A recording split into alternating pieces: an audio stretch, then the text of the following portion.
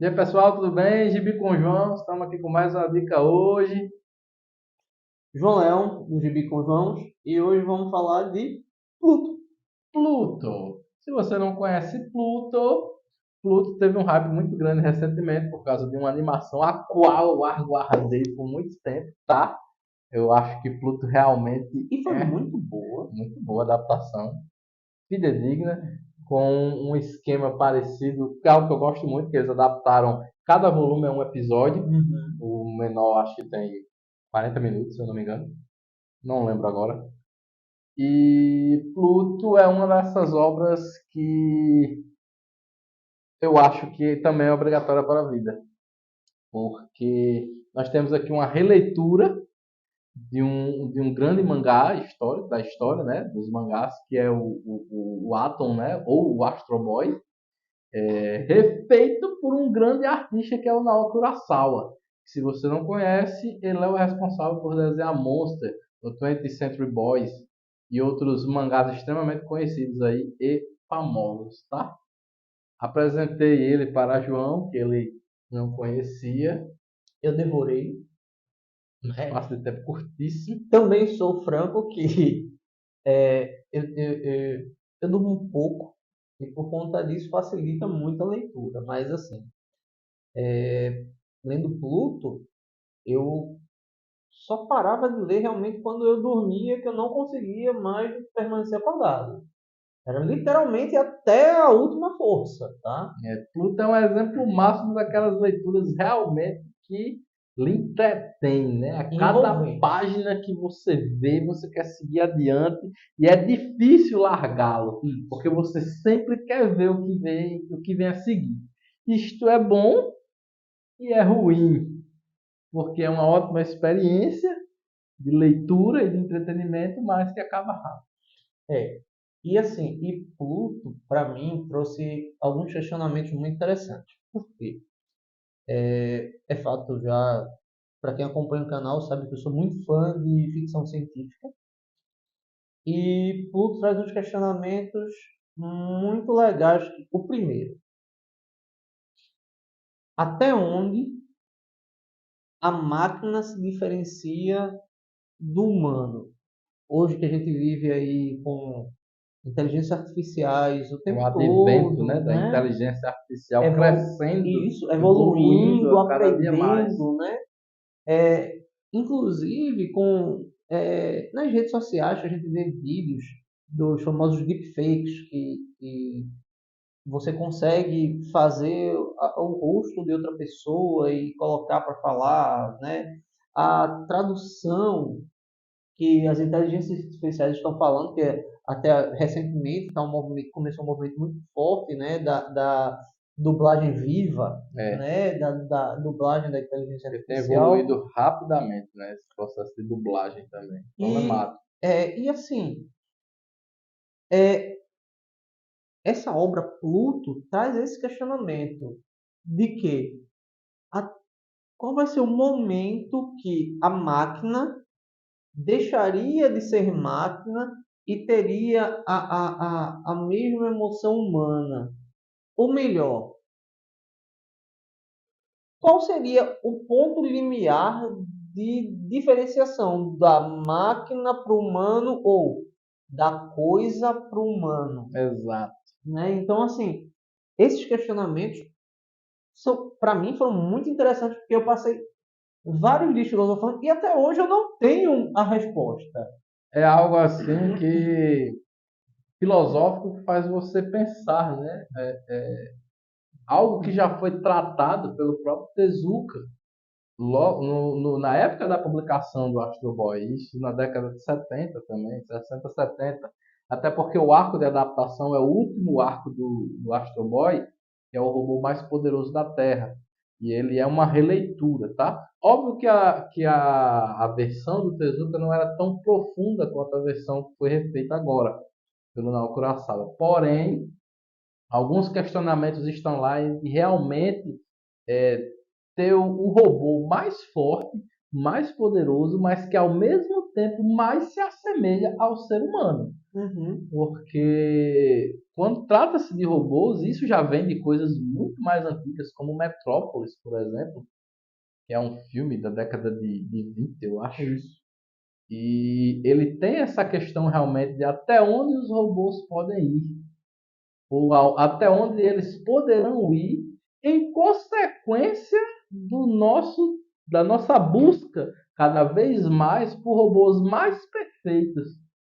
E um grande questionamento que tem na obra é o seguinte: chega um ponto que o robô não sabe que ele é robô. Ele acha que é um humano, né? Então, assim, mais uma vez, eu não lembro quando foi isso, mas houve um experimento que puseram duas inteligências artificiais para conversar e, num certo momento, elas criaram uma linguagem própria Aham. e interromperam o experimento com medo do que poderia sair Do que dali. poderia sair, já que elas estavam se comunicando de uma forma que nem os criadores poderiam identificar. Isso, que era inteligível para os humanos.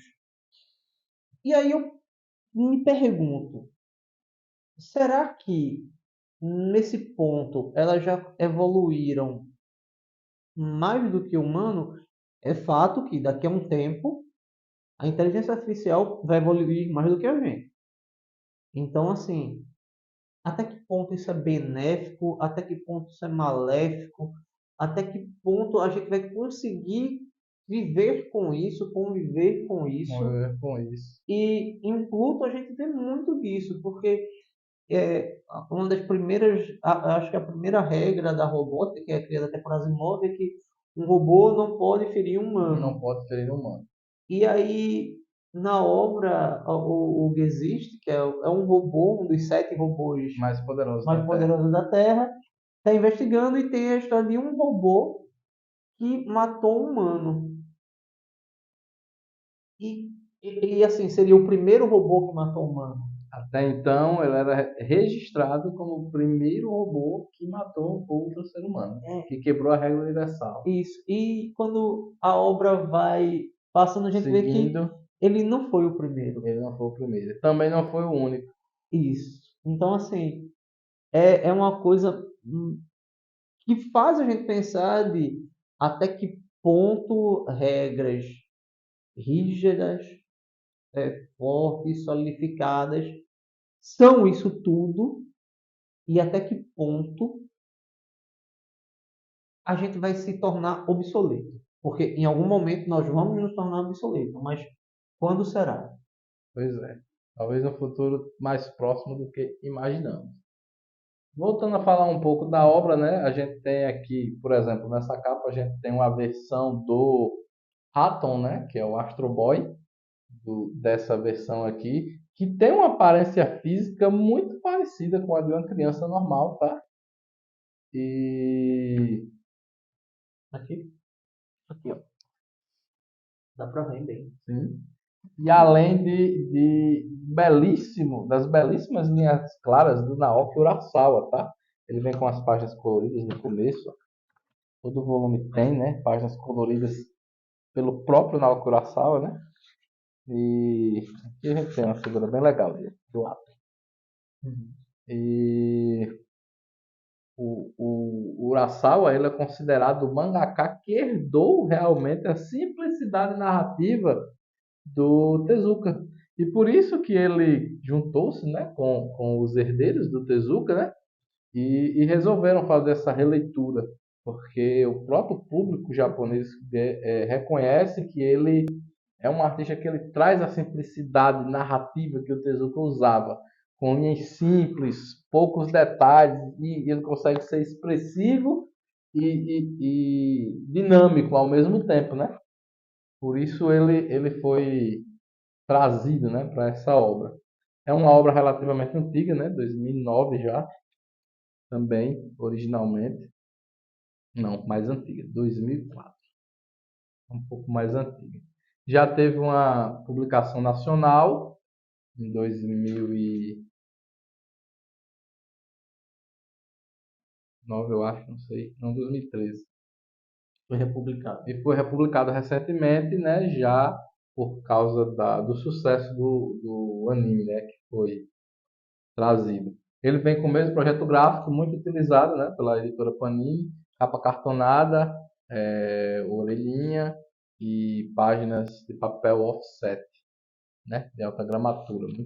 A minha única queixa é a folha branca, Uhum. né? Se ela fosse aquela amarelada, como é o nome daquele papel?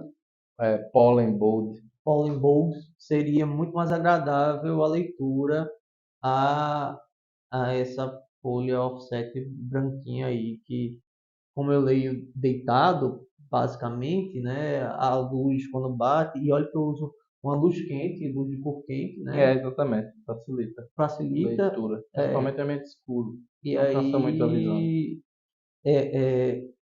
essa página branca cansa em Isso. leitura. É um mangá pequeno, tá? Ele é composto de 8 volumes. É interessante, né? Porque a gente está acostumado a ver mangás gigantescos, com 30, 40, 50 volumes, e você passa anos colecionando, e aqui é algo pequenininho, você vai ter começo, meio e fim, completinho, rapidão. Já é uma experiência diferente, né? Você poder ter essa, que eu particularmente gosto muito, né? Já tive muitas oportunidades como essa, que é ler um último volume de um mangá, sabe? Eu acho, é sempre triste porque está acabando, né? Mas é feliz porque É, você está porque fechando o você está ciclo. fechando um ciclo, né? E você pode revisitar sempre, relendo, né? Sim. Sempre. Ou apresentar para novos amigos, como aconteceu, para nós podermos discutir e trazer mais questionamentos a partir das visões de cada pessoal, de cada um. Eu sou franco, eu gosto muito de one shot, né? Histórias completas de um volume só. Eu gosto muito desse tipo, mas obras fechadinhas, assim, pequenininhas, também são tranquilas. Eu tenho um problema muito sério com aquilo que não acaba nunca, tá? Porque no meio do caminho há de se perder em algum momento. Ou até o interesse da pessoa que acompanha pode se desfazer. Não, é isso, há de se perder em algum momento. Ou a obra, ou você, porque o momento que você está vivendo é outro, e aquele negócio Muda, fica muita ali coisa. arrastado, que não acaba, então é complicado, né? Mas assim, é interessante, são experiências. E essa experiência aqui é muito bacana, tá?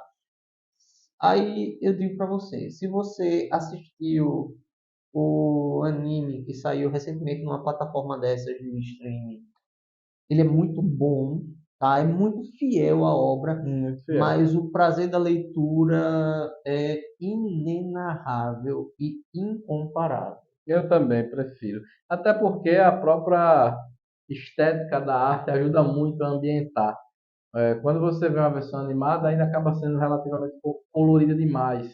Aí, dado algumas ambientações, às vezes ele foge um pouco daquilo que a sua imaginação leva para você na leitura, tá? A leitura ainda é algo que faz você imaginar, interpretar algo de uma maneira muito pessoal. E quando você vê na animação assim, às vezes pode estar à altura, às vezes pode não estar. Então, realmente, a experiência da leitura sempre acaba sendo mais agradável para mim, no caso, né? Isso. É o que a gente tinha para trazer para hoje, tá? Para vocês. Segue o canal, compartilha, tá? Comenta, compartilha, curte, olha nossas outras redes sociais e até a próxima. Até a próxima. Valeu, galera!